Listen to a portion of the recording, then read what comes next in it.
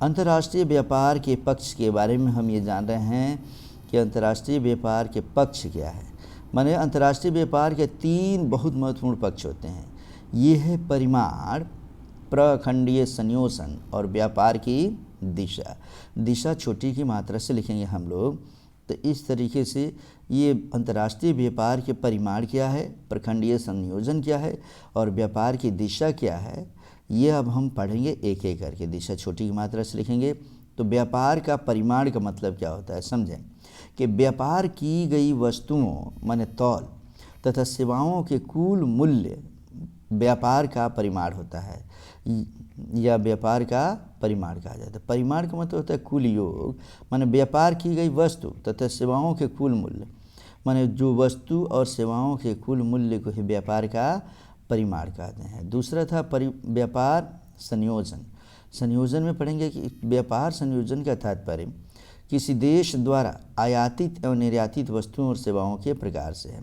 माने कौन कौन सी वस्तुएं आयात की जाती है, कौन कौन सी वस्तुएं निर्यात की जाती है, सभी प्रकार के वस्तुओं तथा सेवाओं के प्रकार को ही हम क्या कहेंगे, व्यापार संयोजन। माने आयातित और निर्यातित वस्तुओं और सेवाओं को जो हम संयोग करते हैं, जोड़ते हैं, तो उसको ही हम व्यापार संयोजन के नाम से जानते हैं। अब कहते हैं व्यापार की दिशा क्या है। तो इसका तात्पर्य एक देश या कुछ निश्चित देशों द्वारा अन्य देशों या विशेष देशों को आयात और निर्यात की गई वस्तुओं और सेवाओं की मात्रा के प्रलेखन माने अनुकूलन या प्रतिकूलन से है।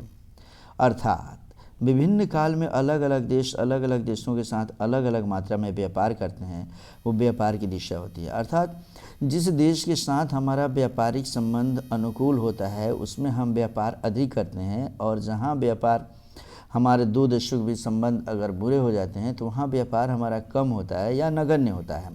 तो विभिन्न देशों के द्वारा अन्य देशों या विशेष देशों को जो हम आयात और निर्यात करते हैं, उन वस्तुओं एवं सेवाओं की मात्रा के प्रलेखन को ही हम क्या कहेंगे, व्यापार की दिशा।